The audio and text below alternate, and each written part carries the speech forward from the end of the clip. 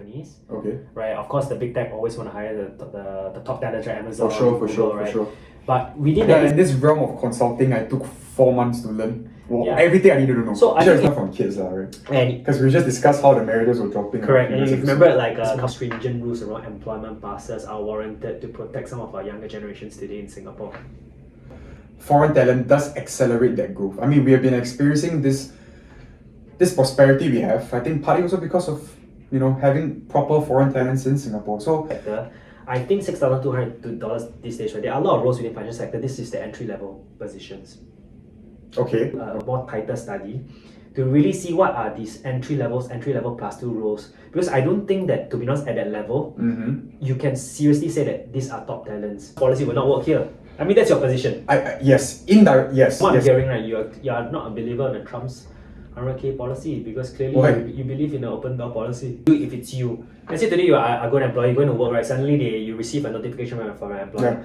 Oh, sorry, Max, you have to go. Yeah, volume getting louder on this topic. I guess Yeah. we are getting a bit angry about it also. Like, exactly.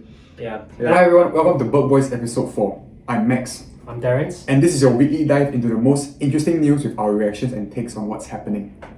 So Max, Yes. first article to react to today. So sticking to the trend where we've been seeing in the US, Yep. where there's a lot of deglobalization, Okay. a lot of tariffs on different countries. Uh-huh. So Trump recently announced a 100,000 Yeah, I heard. application fee on H-1B visas. Yeah, I heard. So a bit more context on H-1B visas. It's basically a work visa that allows employers to hire foreign professionals Okay, with some sort of specialized skill set. okay. And of course, the employers need to sponsor these foreign workers. Yep. And there's also some sort of like a visa lottery at the Okay, end of it. okay. So every year there's about 85,000 visas. Mm-hmm. And the application fee now is probably only a few thousand. So this is going to rise to 100,000 going forward. So like a 25x. I mean, significantly, right? Okay. So, what's your thoughts on this deglobalization trend? This trend on like any sort of first reaction? Yeah, maybe not really a thought, but I guess and I'm no politics expert. Like, I know my thing, but I'm not like super into it, right? But I guess Trump is doing this to kind of protect his own people, yeah. Correct. Right. Oh, Yeah. So interestingly, I saw the list of employers, the top employers for H-1B, like every year the application, right? So of course, not surprisingly, there are a lot of big tech companies, Okay. right? Of course, the big tech always want to hire the top talents, right? Amazon, For sure, Google, right? But within that list, I see a lot of like Indian system integrator firms as well. Oh, like Tata, is it? Tata, yeah. Wipro, Cognizant. Okay. And this begets the question, right? Because the work that these firms do primarily a lot is business process outsourcing work. Okay. Right? So this begets the question whether can those jobs be done by a fresh graduate in America today? And hence I think one can suspect, right? Like, okay, let's say you pay this H-1B visa holders about USD $100,000. Yep. Are they really like talents that you cannot find in the US? Find it in the US, right? Yeah, True. yeah. And I think the answer is you can definitely find this kind of talent in the US. Of course. Right? Yeah. I mean, look at the education system, one of the best in the world, right? And you Yeah. tell me you cannot find talents that can do this. I mean, kind of job. we work in consulting as well, right? These Yeah. are skill sets that can be easily picked up, right? Correct. And I think even within the realm of outsourcing, for sure they can do it. Yeah, in this realm of consulting, I took 4 months to learn everything I needed to know. So I think it's good I think it's good. Yeah. But at the same time, whether it's the right amount, we don't know whether it's the right calibration. True. Because we don't know, perhaps whether this would cause like true talents to not to come in. But how much are these like real tech talents earning nowadays? Like, what kind of ballpark figure are we looking at? Actually, the listed figures from the Amazon H-1B or the not much significantly high, about 150 to 170. But of course, if today you work for Amazon as a full-time employee, you can go up to millions, right? Yeah, And for sure. We've seen these days all the AI guys who paid like MBA stars. Yeah, right? correct. So I think if today you're an AI engineer, the sky's the limit for compensation. So I guess this 100K doesn't matter. I think for a top talent, it shouldn't. Right. And that's why I think it's not necessarily a bad thing, given that we see in the coming months we could potentially see a lot more layoffs, right? With AI, and it really helps to at least force companies to look locally rather than picking something that's easiest from a company culture standpoint. Correct. Demographic standpoint. Yeah. Yeah. I guess that you don't want too much kind of like reliance on perhaps certain kind of employee profiles, right? Yeah. Correct. I guess that's what I'm trying to avoid also. So I think, okay, moving on from the, I guess the H1B point, right? I think this is in relation to some of the developments in Singapore as well, right? To see whether such increase in sort of like a fee on work permits is something that's relatable to us, right? So we've actually seen quite a rise in population as observed in the last 2-3 days, right? Yes. So Max, keeping in mind the H1B discussion that we just had, right? And also moving closer to home, there are 2 articles that I read recently that I was curious to get your thoughts on. So in relation to this H1B update, right? Yeah. So the very first is the increase in population in Singapore. So I think that's obviously, we see that in forums, people discussing it. Very true. So the current number as of today, right, or 2 days ago, was about 6.11 million people. 6.1 million, okay. Yeah. And 5 years ago in 2021, to be fair, it was also COVID, so a lot of the construction workers were based home, right? It was about 5.5. So roughly about 600,000 increase, right? And I'm pretty sure it's not from kids, right? Because we just discussed how the marriages were dropping. Correct. And you remember like a couple of years back when they released the white paper, they say 6.9 million in 2030. Remember the rocket in Singapore? So it seems like we are trending to that number. We're moving there for sure. I mean, 800k over 5 years. I think feasible. It 160 per year. Yeah, I mean, based on the growth rates, it won't be surprising that we get there. Agree. So one is we have obviously our population is increasing, and also a few weeks back there was also an article that said that there's a rise in unemployment in our under 30s group as well. Oh no! From about 5.4% to 5.7%. Yeah. So right now we have a situation where population is increasing. It seems like our younger people are finding hard to find jobs. Yeah. Do you think that some of these more stringent rules around employment passes are warranted to protect some of our younger generations today in Singapore? Okay, so here's the thing. I'm a bit torn on this because I personally feel, right, like, yes, of course, on one side, as the Singaporean myself, gotta protect our people, you know what I'm saying? But then also on the flip side, I also feel, look, man, I think Singapore is a nation dependent on human capital, and as a result, foreign talent does accelerate that growth. I mean, we have been experiencing this prosperity we have, I think partly also because of, having proper foreign talents in Singapore. So, you put me in a pretty difficult pickle here. I'm not too sure what is the right balance for this kind of policy. So perhaps maybe let me give you a bit of the numbers. I think to make sure that we also look at the right areas as well, we won't look at, obviously, within non-residents, you have the domestic workers, you have the construction workers, right? I don't think these are the areas that we want to double click into because this will not obviously help the youth unemployment situation, right? So I think a lot of it is probably in the employment permits bucket, right? And right now today, right, to get an employment pass in Singapore, the salary requirement is roughly about 5,600 for non-financial sector. Okay. $6,200 for financial sector. Okay. And the question to you is this bar too low? For who? I mean, just in general for employers, because think about it, right? Someone who's like +2, +3 years of experience, they could be around that ballpark of salary already. Right? Okay. And technically, employers also don't really need to pay the CPF contribution from an employer standpoint, right? Yep. For foreign workers as well. So is this threshold too lenient? Too lenient for employers? I don't know about that. I feel like to a certain extent, it's pretty high already. I mean, I'm not too sure. Personally, I'm not too sure, right, how people will view this bar as an employee versus an employer, right? I guess to me, right, I think, look, if as an employer, the industry benchmark is 5,400 for this, 6,200, whatever the number was, I think, I will pay it. Yeah, it's not too bad to me if I was an employer. Yeah. To me, I have a different view. I think that we probably need to, right now there's 2 buckets, right? The non-financial sector and financial sector. Yep. My thinking is perhaps can we consider expanding to more sectors and then be more sector specific. Let me give you an example, right? Even within the financial sector, I think $6,200 these days, right? There are a lot of roles within the financial sector. This is the entry level positions. Okay. Right. So I do think that we need to raise whereby anything that's fresh grad +1, +2, it needs to be benchmarked to that level so that our fresh graduates or the young people here can get access to such roles.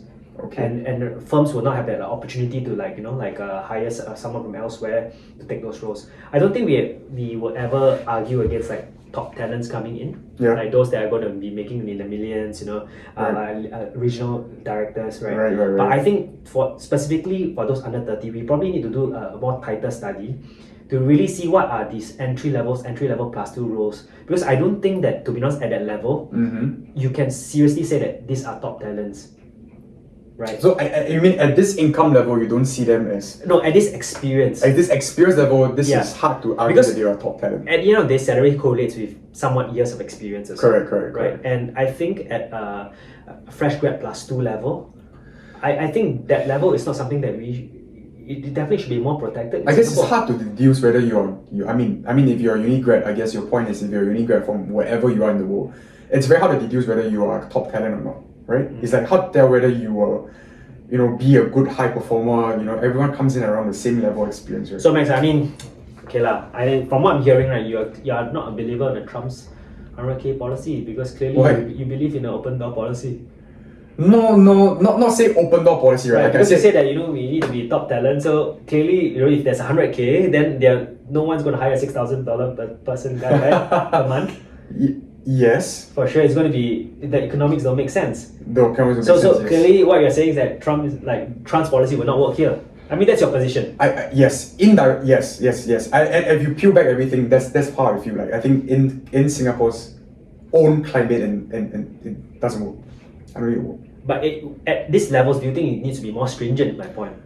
At these levels, yes, I think it needs to be more stringent. Correct. And my question: do you think we should further segment it by age group, by experience level, and by industry, so that we can at least get a better sense? Like for some industries, right? Like we really want the most experienced people to come in to augment our workforce, right? To provide that kind of like talent. Right. And not necessarily those that come and replace our fresh graduates, which I think is ridiculous. Because what we've seen, right? Like true. +1, +2 years out of school. Why can't we train a fresh graduate here? True. But maybe another angle, right? Then, employers now, I'm not too sure your view. How do they view this then? Do you think they have a preference at all about whether you're local or you're foreign? I think it depends on the boss. I need to be fair as well. The host, the hiring manager. Okay. Of course, to be honest, I think everyone has a base default, right? We always prefer someone that is most culturally aligned to us. Sure. If today they receive a CV, maybe from someone that they feel most culturally aligned, they might tend towards that candidate. Fair. And I think, yes, to be fair, the government has really done a lot to address that already, right? I think if you look at the employment pass considerations, right, they do look in the diversity of the company and stuff like that to try to mitigate that kind of hiring biases. Yeah. But I think beyond that, I think more potentially can be done to make sure that given that if there's a clear trend, right, I think this unemployment trend at under 30s, if nothing is being plugged, it feels to me that it's going to worsen. Yeah, I agree. Right, because the reality is with the AI and a lot of these tools that are coming up, they replace the entry level workers the most. It hits them the hardest. 100%. And what we might then trigger is a lost generation, right? Yes. And especially if there are roles now going to some of this. So I guess moving forward, ideally there's a situation where there are salary bands or kind of limits and upper limit, lower limits for age group, years of experience, and industry. Yeah, I think we need to be more specific than what we have today. That's why I don't know right now the right mix, right? Right. Because of course there's also a limitation from a data standpoint. True. But I think that we need to be more specific in terms of defining what we require to augment our workforce today. And I think we need to somewhat be more critical in protecting that age group, so that, because at the end of the day, if we lose these graduates, they are the managers of the future. Of the future, yes. 100% agree. So I do think that, Sorry, you finish your thought. No. Okay, so then here's a hypothetical question. Right? Okay, hypothetical. Let's look at it from maybe the seniors then. Do they deserve the same degree of protection as our juniors? Let's say someone with 10, 15 plus years of work experience versus someone that's from overseas 10 years, but arguably what people are saying that this 10-year guy from overseas can do the job that this 15-year guy can. I think that's a very good question. I think you are right. They all should be accorded protection because biases happen, right? Hiring biases happen at all age groups. 100% true, yeah. And ultimately, we want to make sure that someone who can do the role here should not be discriminated against a foreign hire, right? Agree. So, but I do think that the government in this regard has been doing more things really, honestly. They put a lot of diversity programs. They are really making these employment passes more stringent. Agree. But I do think that if they further segment some of this, right, maybe by industry groups, I don't know whether it's by age group or industry group, which is the best segmentation. Yeah. This could potentially unlock more protection for workers here. Yeah. And like, preventing sort of like biases from happening in the workplaces. I guess I ask because I don't want to have a situation where like look if there's too much emphasis on the younger generation, which is like what you said, the managers of the future, which is absolutely crucial.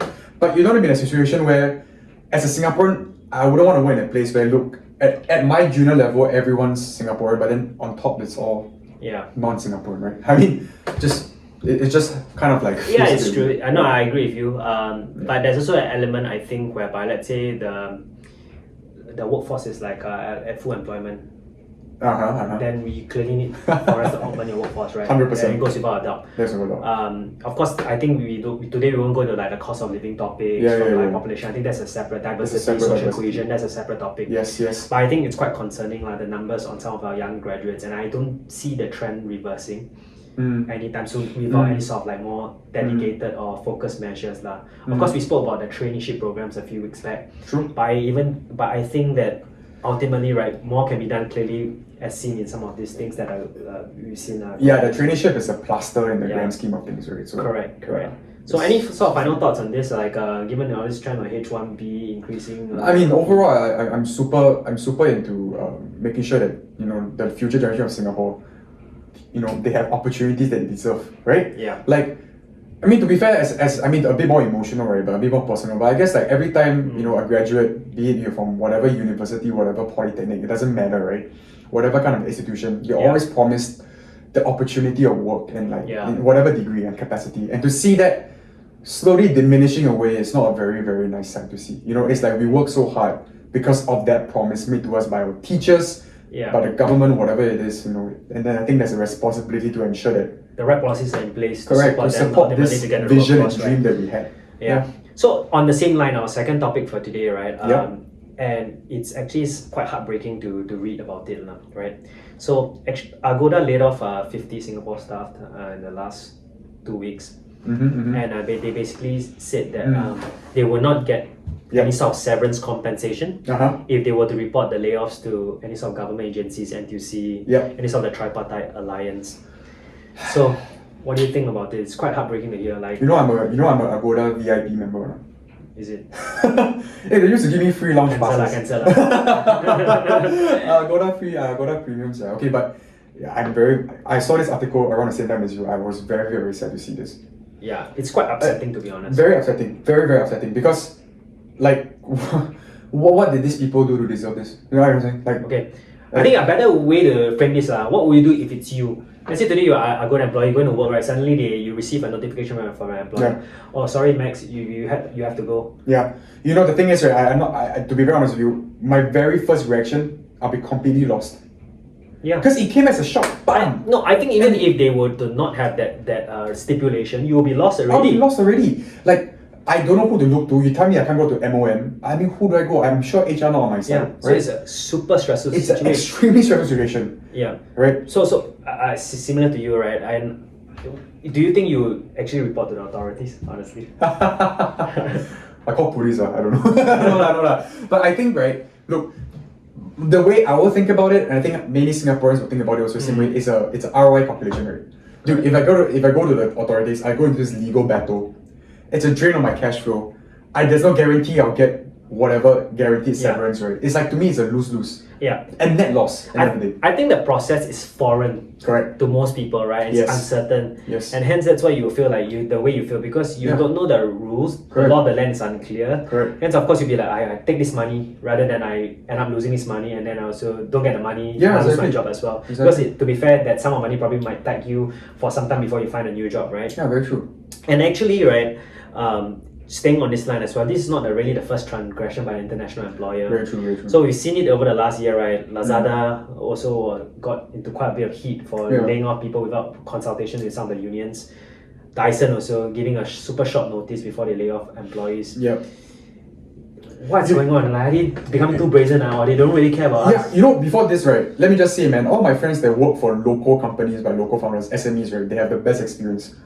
Every week can go out, there's dining, they're taken care of freaking well, right? Yeah, but the compensation, to be fair, is not as high as international companies. So very true. You need to put things in perspective as well. It's what you prioritize, right? If you care about kind of having a very nice vibe, I mean, to be honest, these Singapore companies, they don't do you wrong. Most of them are. Okay. From what I heard. But anyway, back to this. So I personally think the reason why they do this, right, is because the repercussions are not there. These companies, there's no negative feedback for them, Do you blame the employers, or do you blame the one writing the rules? Both. It's okay, actually. So one is moral, one is legal, right? Yeah, more is legal, right? So like the company knows that the legal rules have loopholes or some kind of guidelines, not really hard. And you know what makes this even more frustrating? What? A lot of these companies have roots in Europe. Dyson is a European company, UK British company. Agoda, it's an American company, but they have Booking, which is based out of Amsterdam. Correct. If Booking were to do the same layoff in Amsterdam, do you think they will behave this way? Dude, let's make a bet. They will never do this. Because the laws are so much stricter, exactly, right? Yeah. And so partially it's also because the law of the land allows it. Because I think it's a lot unclear, right? For example, today, if you want to lay off someone in Singapore, you don't need to give as much notice as in Europe. Maybe Europe is probably like a month and a half, 2 months. Absolutely. Over here, you probably only need 10 days. Correct. Do you think the laws need to be updated here, for example, to better protect our workers? I think 100%. Because when you talk about employment law, right, how many people are actually familiar with it? I don't think anyone's familiar with it. Exactly my point. Yeah. Right. So I think therefore there is a responsibility for the government perhaps to step in. I'm not saying who should do. I don't know who is the most ideal to do it, but because, like I said, people are going to take time out of the day to study employment law. There needs to be some kind of barrier to protect these people. You know what I'm saying? And I realize our volume getting louder on this topic. I guess we are getting a bit angry about it also. Exactly. And I think a lot of these foreign firms, it's quite clear, right? They prioritize their bottom line. 100%. So, regardless of course, these days we talk about corporate social responsibility, CSR, all the different things that they want to check off. It's quite clear that push come to shove, when companies in problem, bottom line is prioritized, right? 100%. Because when any sort of layoff, they for sure will have consultants advising, they'll have legal lawyers advising. So this was a plan that they must have vetted through. The whole battalion, bro. Correct. One person. Correct. And they do think that doing this will obviously drive some sort of bottom line improvement, hence that's why they do it. And so that's why I think we definitely need to do more. I think to make the laws clearer, make it more stringent, and so that they think twice. But okay, so aside from changing regulation, right, how do you think what other ways do you think we can give these big companies, international companies, some kind of repercussion? What else can we look at? I think, and I've seen this in other countries, whereby sometimes I don't think we should ever go to that kind of extent. Okay. Sometimes brands get boycotted because of what it seems like bad practices. From a social standpoint. Very true. So, say for example, and I'm not suggesting we do that, right? Say Agoda in this situation, or Dyson in this situation, right? They were to lay off people without insult immorally, right? Or they do it gentlemanly. I think what we can do is potentially Singaporeans as a community should come together to make somewhat a stand, right? I think exactly right. Like, I mean, alluding to what I discussed earlier, so it's always against one person. But now, if they know it's against a battalion, right? It's a battalion versus a battalion, then, Because let me give an example of Max, and I think it's also what our community, it's not as an individual, right? Say today, right? Because we know that Agoda, Dyson, they do partner with a lot of credit card companies, right? To give deals and stuff like that. Correct. Even some of the local banks, I mean, if such transgression should happen, they should come out and make a stand and say they don't stand by it. Even a statement, it means a lot. It's powerful, right? Very powerful. Because it gives a bit of a view, the brand value will surely helps drop. a lot. Helps a lot. So I think as a community, right, perhaps also, and I don't think we are at that stage yet, because I think we also spoke about it previously. We are quite individualistic in Singapore today. Correct. But I think if having a community mindedness, I think could be quite important so that we don't get exploited. I love that point, because I think in Singapore a lot of people might think about it this way. It won't have not my problem, right? Why so kaypoh or whatever, right? But I think, given this economic climate, you never know what's going to happen. Correct. It could be me tomorrow, it could be anybody tomorrow, right? So I guess having that kind of bond, that kind of grouping, right, is actually huge. Let people know that, look, your action will not go unanswered. Correct. in some kind of way, Exactly. Very important. Yeah, so on this topic, are there sort of any final thoughts on this? Wow. Okay, so I mean, calm down a bit, calm down a bit. We I gotta stand up already. We're going to have some dinner soon. I gotta stand up already, Yeah. tilted, really. But I really think please, for all people watching that's employed or whatever, right? Please take the responsibility to read through the contracts yourself also. I think in this time until proper regulation laws come in, it is on your own best interest to kind of read through, protect yourself, do what you can, to make sure that you are not shortchanged in any way, lah. Right? Yeah, I think that's very important. and I think it's become clear through this episode, right, that there's no one that can put such an arduous clause. Correct. Right, so I would say always seek the opinion of NTUC or whatever. Like if you feel that Workers' union. it is unjust, right? Yes. And I think I'm not sure whether this trend of layoffs will persist. Hopefully not. Hopefully right? not, yeah. But we definitely need to be more mindful about some of Yeah, these I mean and layoffs. Sorry, go ahead. I mean layoffs might happen, but happen justly, lah, right? You know what I'm saying? Yeah, not right. through these kind of methods, lah. Yeah, because we know it's a bottom line improvement. Yeah. We don't sugarcoat it. Yeah. But maybe you know what? Maybe one day Bird Boys will hire. You know what I'm saying? Maybe one day in the future we need a few more editors and stuff. Yeah, I guess I think that's it for That's it. today. That's it. Thank you so much. Thanks guys for watching. We'll catch you guys again next week. Thank you. Bye-bye. Bye bye.